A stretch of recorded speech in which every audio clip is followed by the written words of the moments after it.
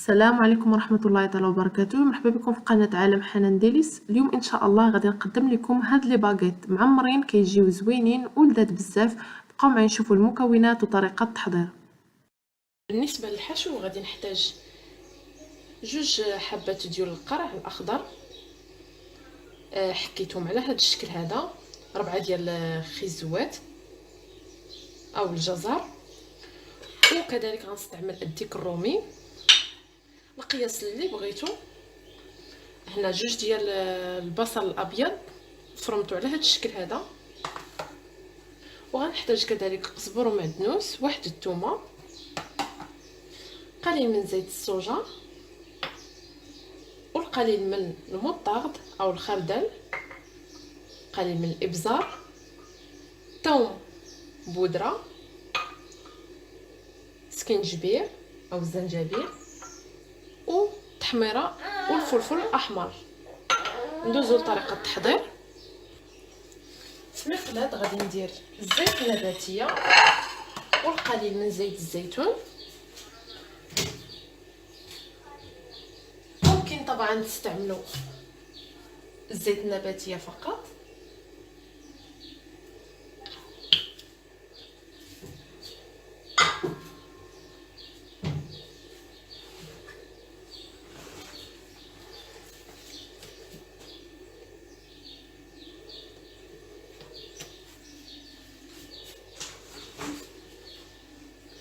صافي كنرد البصل يتشحر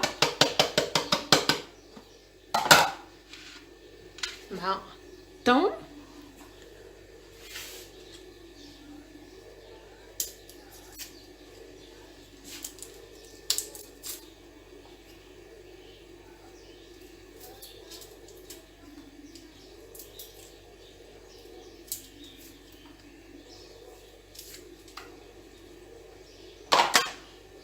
غنحكو على هاد الطريقه هذه.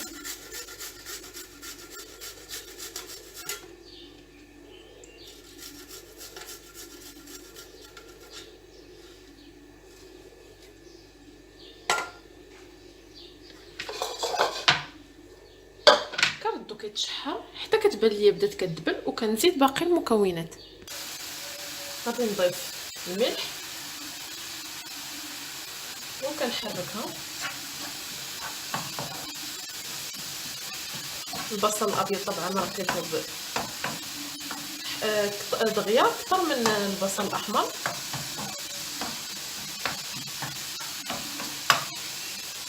كيجي احسن هو. صافي دابا غادي نزيد الديك الرومي اللي قطعته قطع صغيره،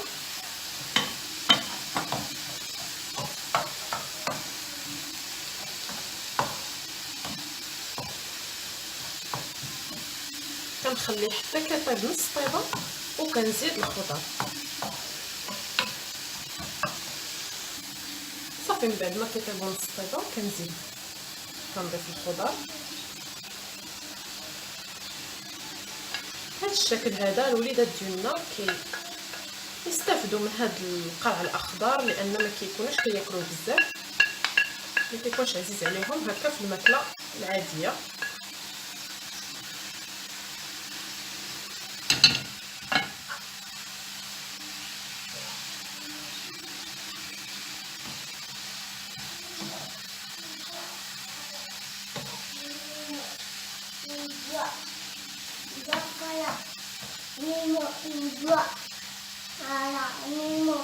شبيتي؟ ودابا كنضيف التوابل على هذا الشكل هذا. كنضيف الزنجبيل ملعقه صغيره، الفلفل الاحمر كذلك ملعقه صغيره، ثوم بودره، كميه لا باس بها، ونصف ملعقه صغيره ابزار.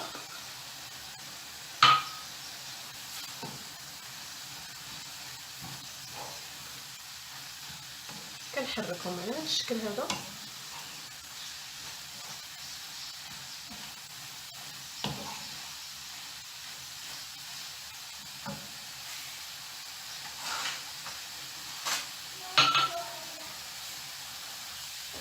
كنضيف القليل من صوص الصويا،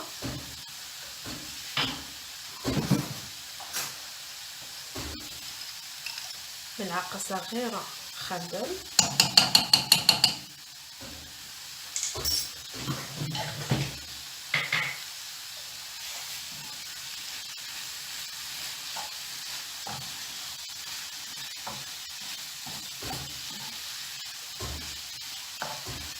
طبعا زيت الصوجه ممكن الاستغناء عليه الا ما كانش متوفر، فقط هو كيزيد واحد البنه.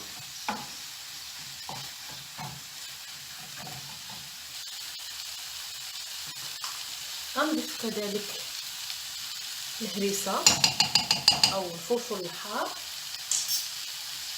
كيضيف واحد النسمه زوينه، ممكن طبعا الاستغناء عليه اللي ما كيديرش الحار.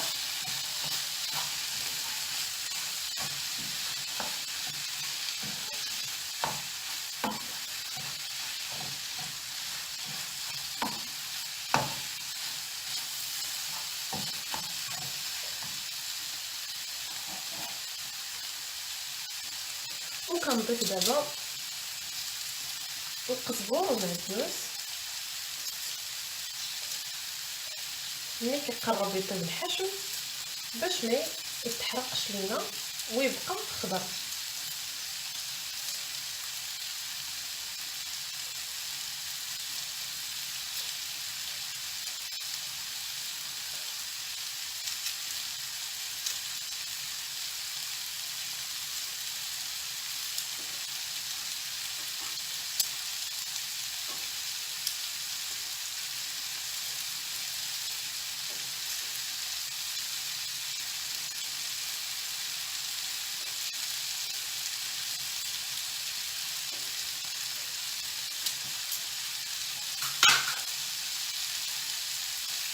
صافي كنحرك الخليط ديالي او الحشو كما كتشوفوا راه طاب، وكنطفي عليه وكنخليه يبرد. ومن بعد اللي كنضيف ليه الفرماج موتزاريلا او الاحمر المتوفر عندكم.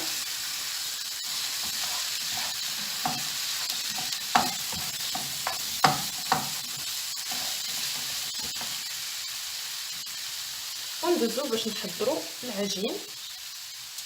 كاضافه ممكن تضيفوا الزيتون الاخضر مقطع، كيعطي حتى هو لذه في هذا الحشو اللي كيكون بحال هكا، اللي كيكون فيه الخضر.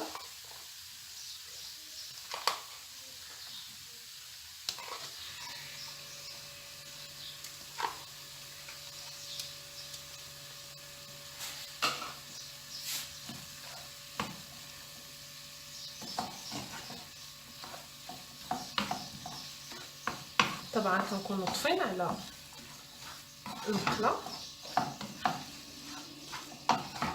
صافي كنخليوه يرتاح ويبرد جيدا، ومن بعد كنزيدوه بالفرماج.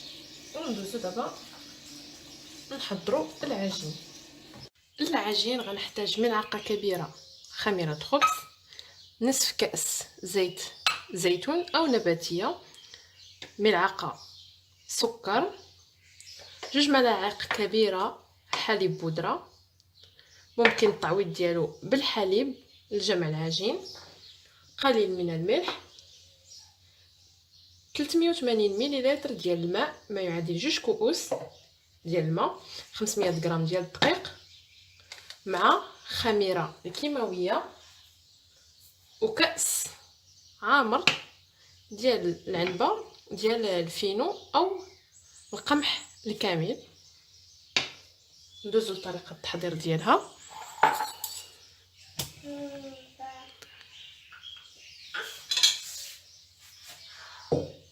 في اناء كنضيفو نصف الكميه ديال الدقيق،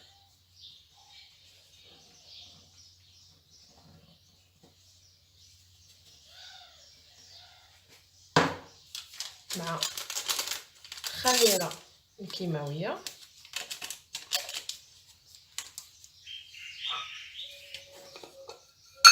ملعقه كبيره خميره خبز،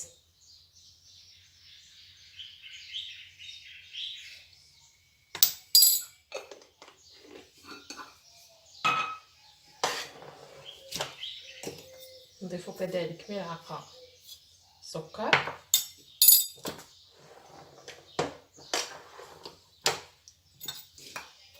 وقليل من الملح.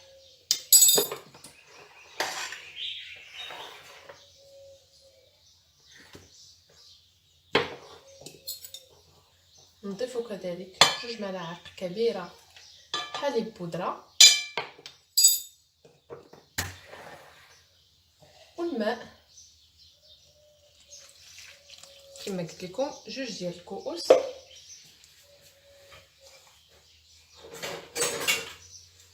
صافي كنخلطوا الخليط على هذا الشكل هذا.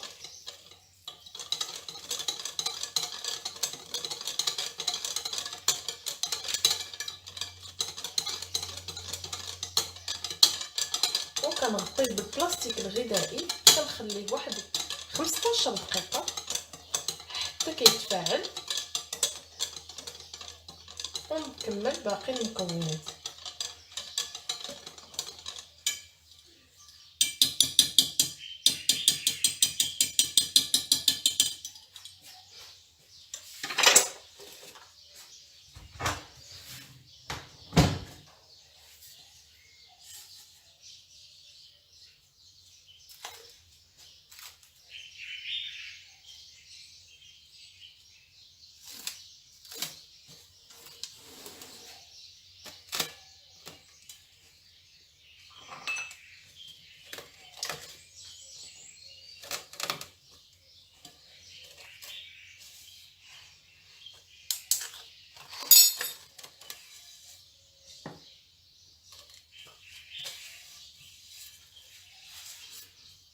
كما كتشوفوا من بعد ما خمر لي على هذه الطريقه هذه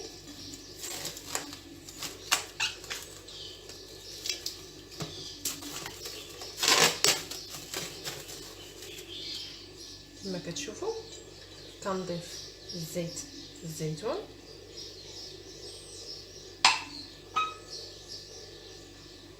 كنضيف كذلك كاس ديال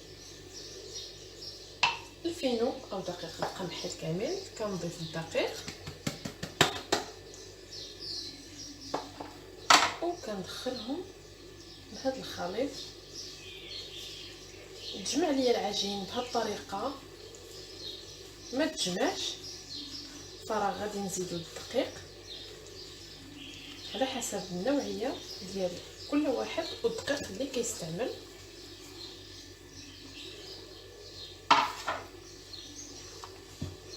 كما كتشوفوا انا احتاجيت 500 غرام كامله ديال دقيق الفرص مع كأس ديال الفينو. صافي كنجمع العجين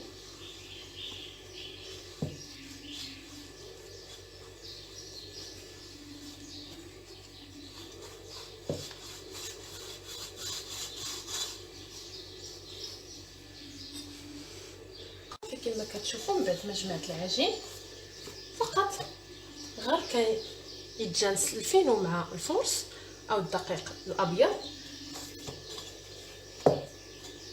صافي كنتوقف وكندوز نشكل فيها فورا، ما كنحتاجش انني نخليها تخمر. كما كتشوفوا الحشو ملي برد كنزيدو الموتزاريلا، الا ما متوفراش ممكن تستغنى عليها، فقط هي اختياريه. كتزيد واحد التعليكه للحشو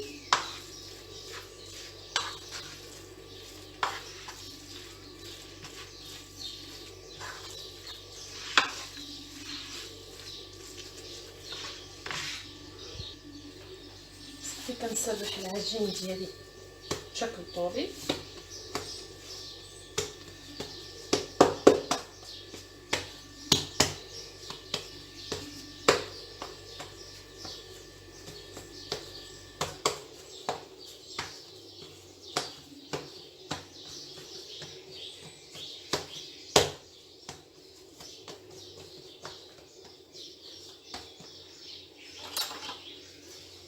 وغادي ندير ميني باغيت، يعني غادي نقطع قطع صغيره على هذا الشكل هذا.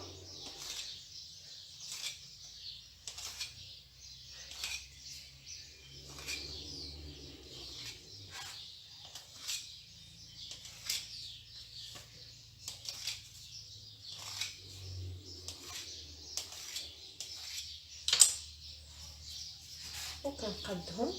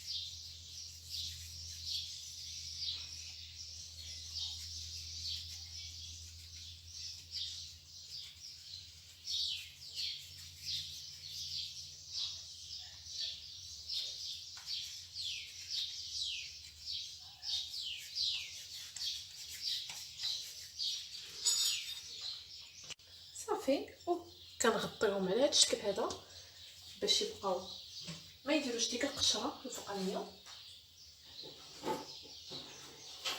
وكنجيب كره كنسرحها على هذا الشكل هذا.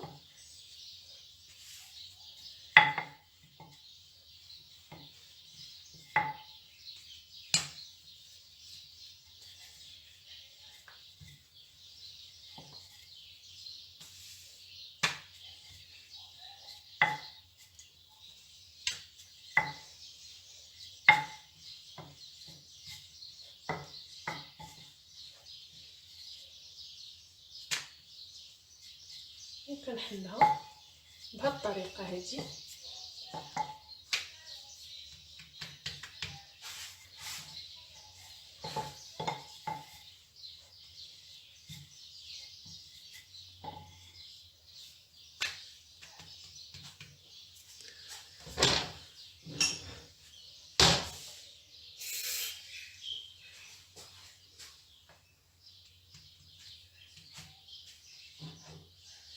كنجيب الحشو وكنهز بالمعلقه، كنحط على هذا الشكل هذا.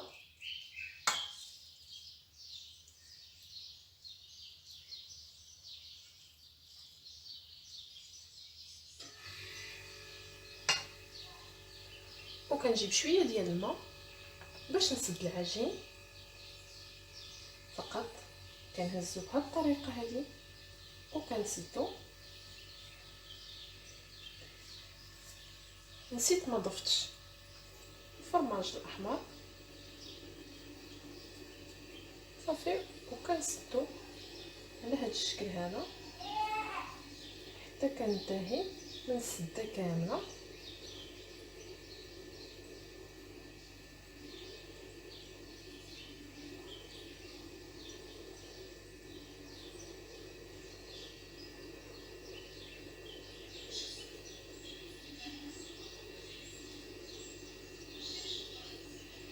بالما كنتاكد انه ما غاديش يتحل ليا في الفرن.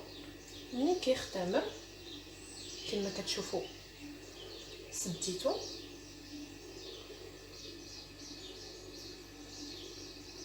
وكنحصلوا على هذا الشكل هذا.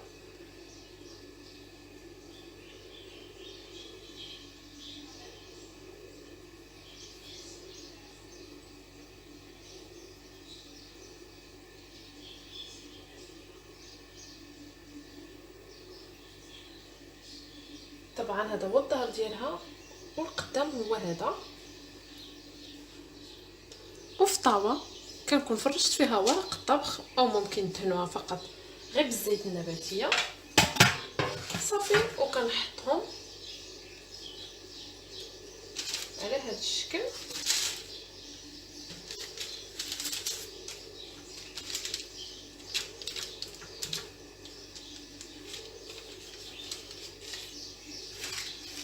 كما كتشوفوا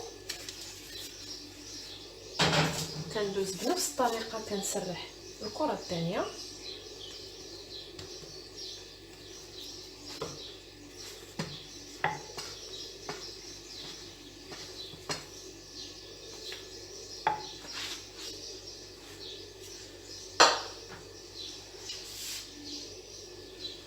ومره ونرشوا سطح العمل بالدقيق باش ما تلصقش لينا العجين.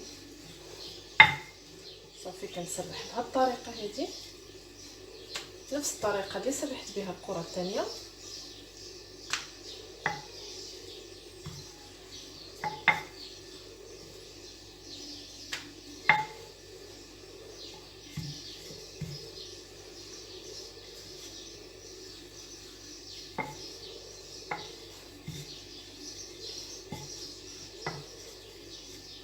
وهما راه كيختمروا في الفرن،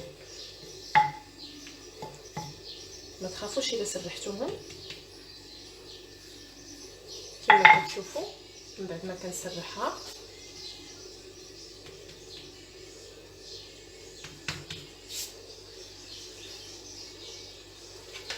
كنضيف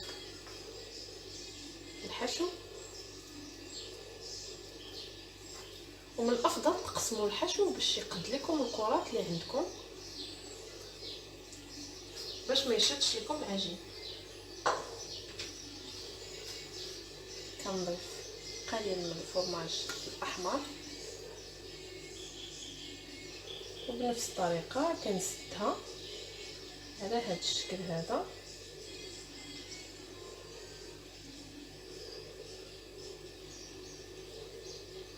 طبعا الا ما بغاتش تسد كنستعنوا بشويه ديال الماء قليل من الماء وكنسدوها باش ما تحلش لينا في الفرن.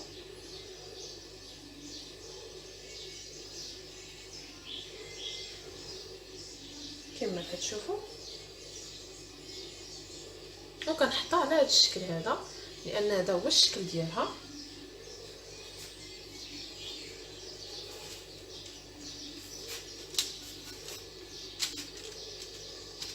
كما كتشوفوا صافي كنبقى على هذا الشكل هذا حتى كنسالي الكرات كامله اللي عندي.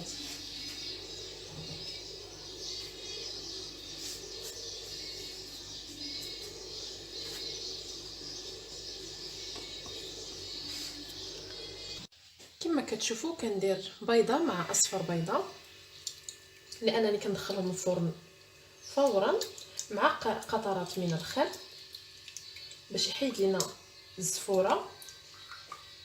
صافي وكندهنهم بهذا الشكل هذا.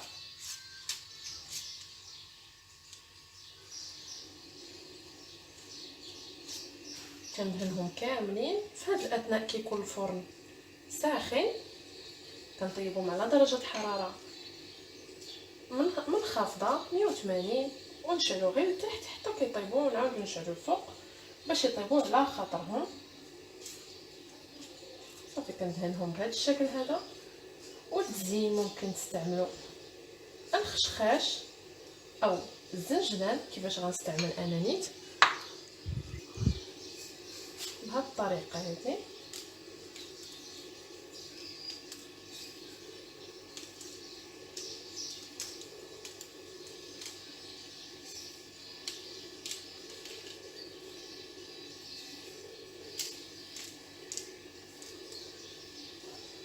وكنجيب سكين وكنفلحهم بهذا الشكل هذا حتى كنوصل للحشو بهذه الطريقه هذه.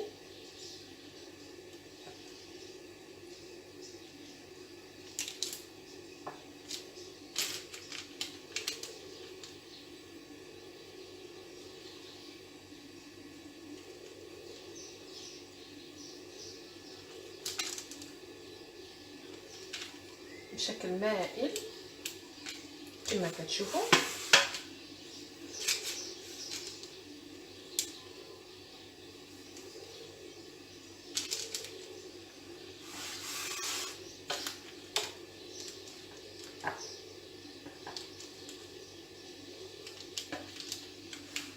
صافي كندخلهم يطيبوا ونتلاقاو باش نشوفوا الشكل النهائي ديالهم.